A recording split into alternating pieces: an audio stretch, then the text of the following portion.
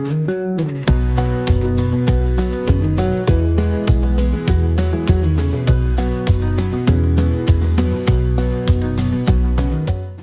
up, everyone? Welcome to today's episode of Bassin Biology.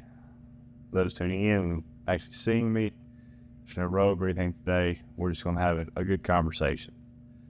For those just listening, it's a t-shirt backwards hat kind of day. But what I really want to talk about today is the state of bass fishing. Much like the state of our actual world, it kind of sucks right now. It does. Not so much, the actual fishing aspect of it, or some of the programs I work with, like my youth programs I work with, the 4-H, Mississippi 4-H programs I work with the youth sport fishing. And a lot of the kayak, close-knit kayak community, it's not as bad as some you see on the bigger boat side of things. But in general, right now, the bass fishing world is kind of in a weird place. And probably from the way this starts off, you're going to see this is going to be a lot more of the Bassin part and a lot less of the biology part.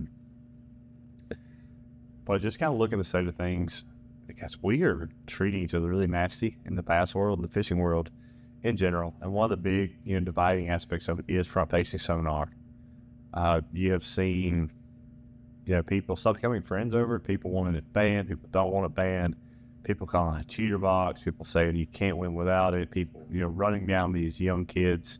I call them kids. I'm in my 30s. These are 18, 19, 20, 21-year-old on the Elite Series, just in opens and MLFs, and just running them down, saying they can't catch fish. They wouldn't be able to catch fish without front-facing sonar, as guys are hiding behind their keyboards, just running people down. I've had people run me down on my channel lately because they found out I got front-facing sonar. And do I use it tournament some? I have. I've used it one tournament. And I did not win that tournament. I got beat by somebody without front-facing sonar. But I use it for other aspects, lure depth, all kinds of stuff, structure. It's more than just watching fish take a bait, because fish are adapting front-facing sonar. They're not biting like they were. It's not the same as it was in the beginning. But people are being just so hateful toward people who are using it or who disagree with their opinions. I've just seen more people just be straight up nasty to people because of how they fish. They've lost, in my opinion, they've lost the point of fishing. Fishing to me is fun. I've dedicated my life to fishing. Not only, going out and, competing in tournaments with my kayak, competing in tournaments when I had a boat, with my bait company, stuff like that. But studying fish for a living. And I've got a master's degree in wildlife fisheries biology. I have a master's degree in conservation biology. I have worked with countless people to better fisheries. But, I get hate for being a fisheries biologist, getting told, you're ruining our lakes. You're this, you're that. You just, so much disgust. And they'll come to me and say, what's wrong with this lake? And I'll explain to them exactly what's wrong, because I've seen it 100 times. I know how to fix it. I explain to people how to fix it. But I get told ignorant, or, they got worse when we started doing it like that. No, it got worse because of catch and release culture. Because no one's taking fish out anymore. You as a kid, people eat bass all the time. I had a 65-year-old man tell me I was dirt dumb and ignorant because I, said that people keeping bass was ruining our lakes. And I've seen it 100 times, taking bass out fixing the lake. And he's like, well, it's so much worse now than when I was a kid. Well, that's because people keep throwing fish back. When you was a kid, people ate bass all the time. Heck, you saw it back in the original Bassmaster series, like how it started with Ray Scott and stuff. People, they kept their bass. A lot of tournaments, you were allowed to keep your 5 bass, take it home and eat them. Now it's just straight up catch and release only. And yeah, I don't want the big breeders taken out either, but ton of these, smaller bass we got to take out. There's a huge divide on that.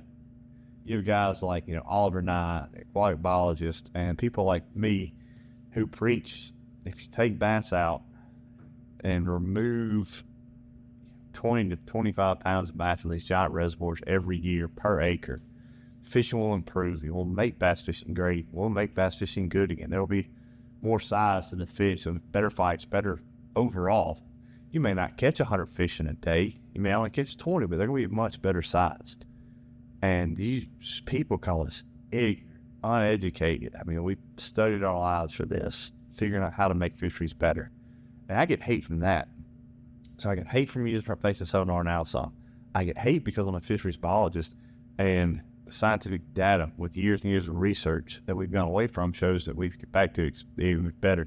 I think how ignorant, stupid, all kind of stuff, just because of that. I get called. I was fishing a tournament not too long ago, and I had someone call me a poor because, you see my rods back there, because I don't have rods. I don't spend $200 and $300 per rod or $200 per reel. Still go out there and win. I've won a ton of tournaments with stuff I bought from my academy and Walmart and stuff I found at yard sales and fixed up myself and repairing stuff. I can't afford the nice stuff. Guys, I don't know if y'all know it, biologists don't exactly make a lot of money. And yes, while I do have partnerships, companies I work with, I don't get stuff for free. I still, pay somewhat for them. That's just it. I've been called poor. I've been called all kind of stuff because even though I go out there and win, I'm not winning with what they think I should win with. I'm not throwing the baits that they think I should win with. I'm not throwing jackhammers every day. I'm not spending $20 on a jackhammer. I've got a couple of expensive glide baits I bought myself as a gift when I graduated my master's program. But that right now in our fishing industry, it's like if you don't conform to exactly the keyhole of someone think you should fit in as a quote unquote, professional angler or, fisherman or influencer or something like that, you're just ripped apart and treated horrifically. And it's crazy to me that we have gone away from what fishing really is. I took my kid out fishing. We went brim fishing with crickets and a bobber the other day. His pure joy and excitement to catch a bass and a brim on that bobber. I just love it. That's my favorite kind of, I've spearfished out there at the southeast. I've tournament fished all over the country. But fishing my kid on that bobber and stuff just made me so happy.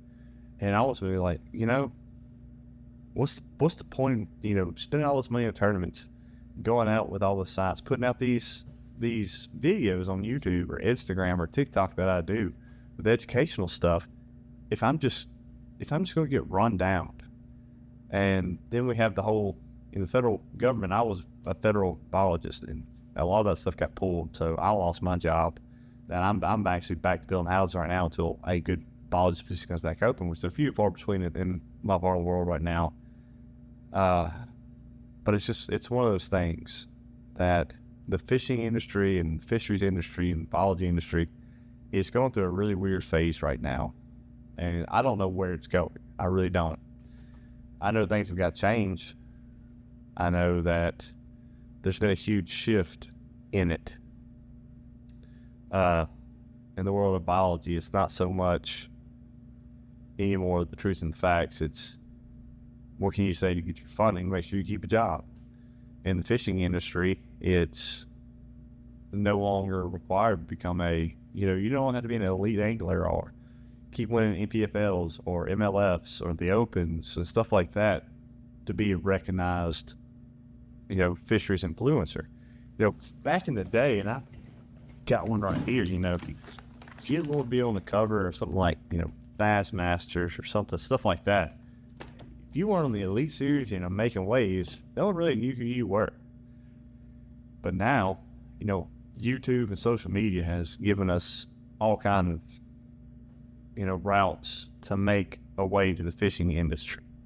I'm a very small-time influencer, if you want to call me that. I do this for fun. I make no money off my videos. I have no one advertising with me. I do this strictly, the Bassin biology part, for educational purposes to help spread fisheries biology, to help spread knowledge, to help people who need it, to help educate. That's the only reason I put out these videos.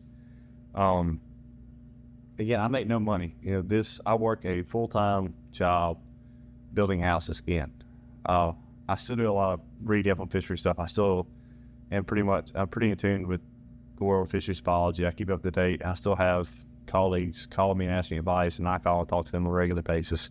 Still do a lot of studying in the world of fisheries biology because eventually I would like to get back into it. But it's become such a thing that the nastiness I'm seeing in tournaments and in fisheries biology, people will just run you down.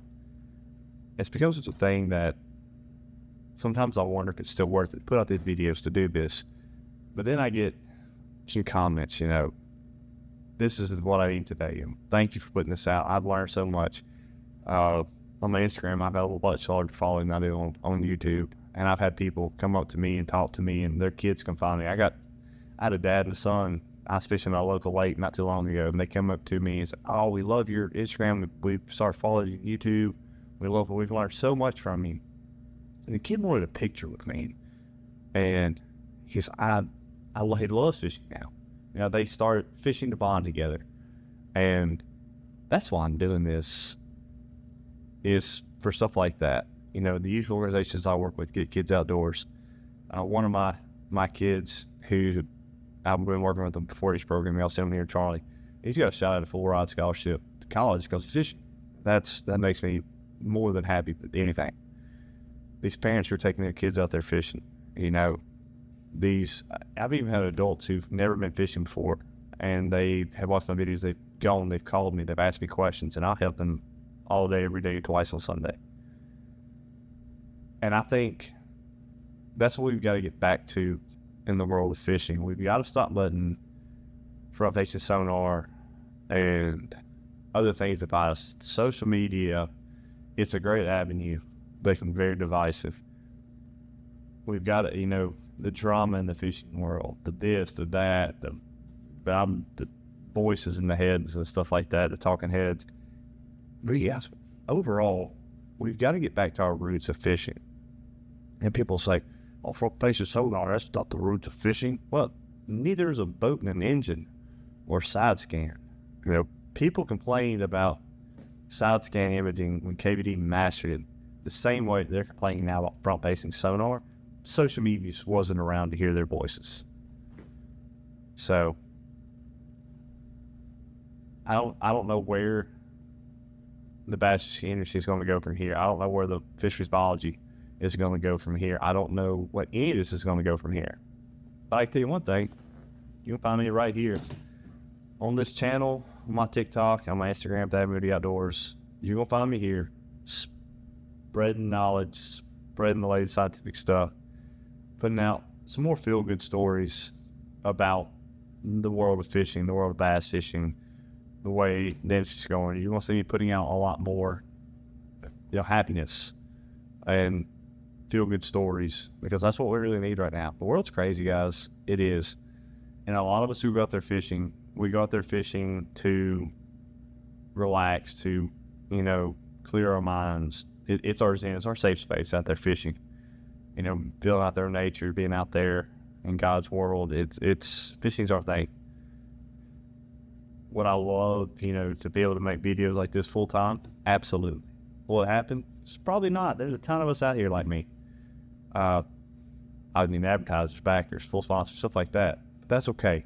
If I don't ever make it full-time fishing, if I don't ever make it full-time podcasting or making videos, Instagram or social media, it's okay. I know a lot of people out there striving to do this full-time and make a living like this, and they are manipulating the bass fishing world with the drama and calling things, and that's okay. If you want to be the biggest name out there in the lure world or the social media world or something like that, and you want to cause waves, and people watch drama, they do. People watch heartache. People watch awful things. Humanity has gone crazy with what we get to watch now versus what we really need to watch. It's absolutely ridiculous. If you want to do that full time where your name is in everyone's mouth, but probably for the wrong reasons, go for it. Absolutely. I just want to keep putting out good videos, putting out knowledge, spreading the good word, of fisheries, bass fishing, and taking kids fishing and nature and conservation. That's what I want to do. 100%. It's just a real conversation we're having right now. And if some of y'all disagree with me, you think prop fishing sonar should be banned, or you think, as a fisheries biologist, I'm an idiot because I think, we should eat more bass, comment on here. Keep it civil. We'll do a live. I'll bring you on here. We'll have a civil conversation, which is what the world is missing a lot right now. It's so hard to have a civilized conversation because we're trained so much. If we have a different opinion, we're supposed to hate each other. We're supposed to not like each other. Oh, you like front facing sonar? I don't. You're what's wrong with fishing. Oh, you keep bass? You're what's wrong with fishing. Oh, you don't keep bass? You're what's wrong with fishing. Oh, you do this or that. You out there in a boat? You're what's wrong with fishing. You don't have the newest boat. You're not a real influence. You don't have the newest kayak. You're not a fisherman. You don't have, a Garmin versus ranch. You're not that. That's not what it's about, guys. It's about going out there and just having fun and relaxing. To me, fishing it should be fun. It should be relaxing. It should be something that we want to do. It should be something that we enjoy doing. We enjoy getting others into it. And don't get me freaking started on gatekeepers. I had someone at a local lake come find me and just rip me a new one because I've been posting these big fish I've been catching this lake. But we want to keep this a secret. We want people to know there's fishing. We don't want people here. This is a public state lake. That's the point of it, is to get the public there fishing. I can't stand a gatekeeper. We have too many people out here fishing already. No, we don't. We don't have too many people fishing out here already. If there's too many people you think if they're fishing, you're not catching fish, probably because you guys are exploring new techniques or something like that, and they're just better fishermen than you because they've learned. People think these kids coming up, the only reason they catch fish from facing sonar. No, it's because they have access to the internet. And every time Dick and Harry, including KBD and Bill Lance, Scott Martin, DC, Jacob Wheeler, all those guys, they put everything out there online, what they're doing, teach and to do stuff and get views. So these kids coming up, they have this swath of information. They don't just have, the top 150 like we did on Saturday mornings or something like that. You get, a 4-hour condensed tournament. Maybe you see basic throwing, maybe not what they're doing. You can go to YouTube right now and watch 100 different professional fishermen and what they're doing, the techniques they're doing to catch these big fish. They have access to so much information. And we're running these kids down because they're using this information to beat us in tournaments. Charlie Sanders is a 15-year-old kid. He's beat me in two or three of the last 4 or 5 tournaments we've been in together. He's absolutely beat me. And you know what? That's okay. He beat guys like Fleet Master and stuff too. And he'll tell you what he does. He doesn't have front facing sonar. He wants it. He wants to use it. He knows all about it. He's using it on my rig. He's using a boat sport. He knows all about it. But what he's doing is he's going to YouTube and the internet and researching, looking at these lakes, looking at the forums, looking at all kinds of stuff. And so are all these other kids that are coming up in the fishing world. These college kids, these high school fishermen, these college fishermen, these, young kids going fishing the open and dominating it. People say they're only catching fish with front facing sonar. No, they're catching fish because they're doing research, something that guys my age don't want to do anymore. Especially the older generation, they have no use for technology. Or it seems like they don't want to use it. I know some 60-year-old guys who've gotten in front facing sonar absolutely dominating with it because they picked it up and they learned it. They spent time behind it. I've got maybe 300 hours behind mine. I'm still learning it. You have guys like DC and Mark Daniels Jr. and Trey McKinney and Wheeler, guys like that who put thousands of hours behind these units, learning them, learning what fish do, watching fish behavior, doing stuff like that.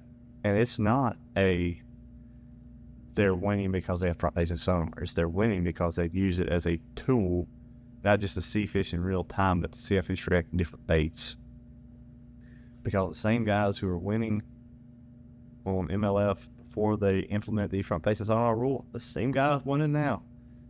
Wheeler just got a 4th angle of the year, and people just running down for it. You could catch them out front facing sonar. These guys could compete with KBD. No, KBD can't compete with these guys. That's why he retired. He knows it. He knows he did it. It's not the fact he doesn't want to learn it. He doesn't want to have to transition to the next stage because he fished against them with it. He saw what was coming. He realized these kids coming up, their fishing IQ now for what they can pull off of the internet and what they can pull off from watching videos and doing all these searches is so high, it's ridiculous. They're learning techniques. Back in the 90s, we didn't know what they were doing in Japan. Now you go on YouTube and watch 100 different Japanese bait makers make these fantastic baits, bring them over here and just kill with it. And he saw what was coming. He saw that technology and the way these kids are able to fish now. He retired on top, as he should have. Could he come back and still be competitive today? Probably. Especially if he knows a little about front-face sonar. Could he come back and be competitive? More than likely, he could be competitive. But if he came into the world right now, fresh off bass fishing, would he be the legend he is now? He mastered side scan. People were so mad when he fished a side scan like he did. He mastered it. People ran him down. Social media wasn't around for it. But he got ran down for it because it's hypothetical, but it's not fair. Yada, yada, yada. You can see the fish, and if you can read side scan good, you can see if bass is shadow. That's a bass or a catfish. He mastered that. Just like Trey McKinney has mastered front-facing sonar. And these newer guys my age have dominated with, and the younger guys especially. He knew that they're doing the exact same thing he did. He went out on top. He's still, he'll always probably be in the conversation for the GOAT bass fishing. Let's just be honest. And just like when side scan became dominant stuff, you had guys like Hank Parker and Martin and Bill Dance and stuff. They gone. The guys who mastered front-facing or side scan sonar pushed them out. Guys who are mastering front-facing sonar is pushing out that generation. And when whatever comes out next becomes a thing, they're going to push out the front-facing sonar generation. It's inevitable. Technology and change is inevitable. If it wasn't, those lures I have up there from the 20s and 30s, I would still be catching and winning tournaments with them. I wouldn't need all this new stuff I have here. I wouldn't need, these weird dice baits I've got right there, or different style hooks, or different weird colors, or, chatterbaits, or different type of swim jig, or different kind of jerk baits that I have back there. I wouldn't need all that because they'd still be working, but fish adapt to change, lures change, technology change. We find stuff that works better. Science changes, fisheries biology changes. Stuff we know now may be irrelevant in 20 years. The stuff we knew 20 years ago may be irrelevant now. Some of it is, some of it's not. Things change. And it's just crazy to see that us as fishermen, even fisheries professionals, don't want to see the change. We don't want it to happen. I don't know the real reason behind it. People are stuck in their ways. I'm stuck in my ways. Still fish the same stuff I fished with 10 years ago. I pick up new stuff every now and then, try it. I've done really well with some new stuff as well, but as humans, we're set in our ways, and it's divided us in the bass fishing world in a crazy, crazy manner. I've seen it both as a fisheries professional and as an angler and as someone who just goes out there for fun. I was fun fishing one day, and there was like a local tournament. I was out there chilling, me and a buddy just fishing. And this angler, we launched from a completely different part of the lake and went to it. They launched from one spot. He rolls up on us, gets like 10 feet from us, and he just was angry that we were fishing his spot. It's public water. It's not your spot. I get you're in a tournament.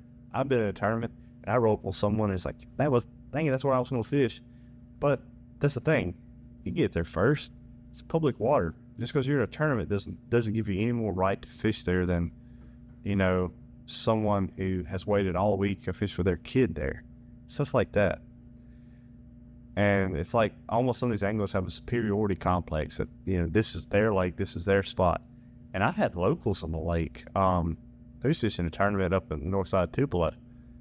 And I parked my boat and trailer, or my truck and trailer, in this guy's spot. He's a local. He fishes that lake all the time. I parked in his spot. he hunted me down while I was going to launch. I was still tied up on the dock there, and demanded I move my truck from his spot. I was just raising absolute Cain. Me and him had some words. I wouldn't move my truck, whatever. Well, he found me in the lake. I'm in a kayak, guys. He was in a bass boat. An old crappy bass boat, I will say that. And I actually broke down on that. I don't feel bad for him. Goes carving for what he did. He did donuts around me and stuff like that.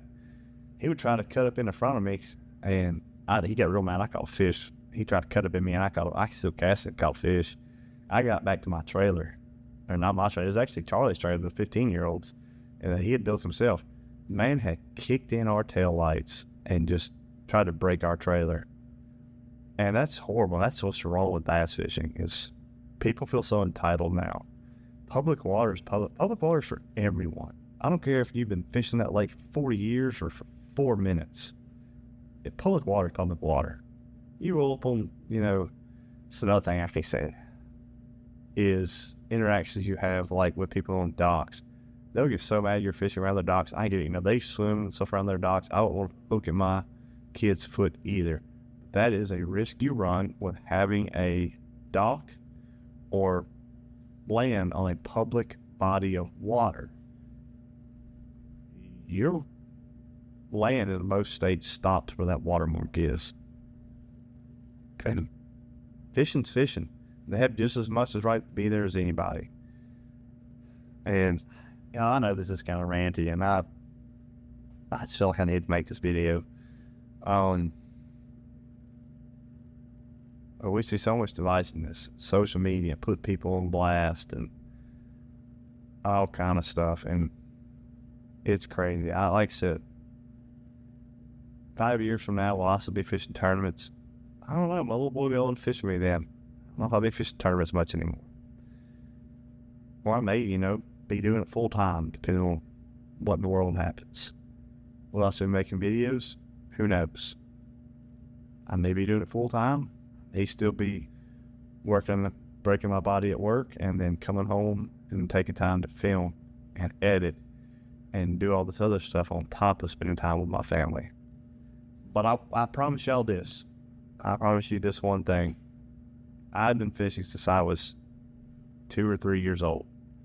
It's all I've ever known. It was my escape when I was a kid to get away from some bad situations. It was my zen places where I was at peace most. And I'll tell you, my mother helped me. She took me fishing probably just about more than anybody. More than Dad, it was my mom who took me fishing. So I can promise you this. My son wants to fish, I'm going to take him. If he loves it, I will support him anyway. But if he hates it, I'm not going to force him to fish. But as far as tournaments, fun fishing, and videos goes, the day that it's no longer fun for me to go fishing, so that all this will get donated and put on the curb. Simple as that. I will fish until I no longer have a passion for it. And that could be next week, could be next year, could be never. But I will not become part of the drama. I will not ever be a clickbait person on YouTube. I will never be someone who specifically reports or makes drama just to be relevant. If I'm relevant, it would be because of my knowledge, of my skill, because people like me, not because of some BS drama, imaginary stuff. And you got guys who are famous because of it on YouTube. Ben Milliken is a fantastic example. He has mastered social media when it comes to fishing. He really has. You either love or hate Ben Milliken. I think he's a fantastic fisherman. He's a pretty good human being from what I understand. He has his flaws. Everyone does. If you act like you don't have flaws or skeletons in your closet, you're full of it. I know it. Fisherman, I know for a fact. But he puts out fantastic stuff, and people hate him and say he's no good without front facing. If he went for front racing somewhere, he'd be nothing. People forget, he finished college with a boat that barely float before front-facing sonar ever went. He like won a college series, major tournaments. He went to the Opens and qualified for the least in his first year. Talk all the smack you want. No one else has done it. He's a fantastic fisherman. Excellent fisherman. Is it his flaws? Yeah. Can he be a dick? Sorry, I'm not going to finish the sentence.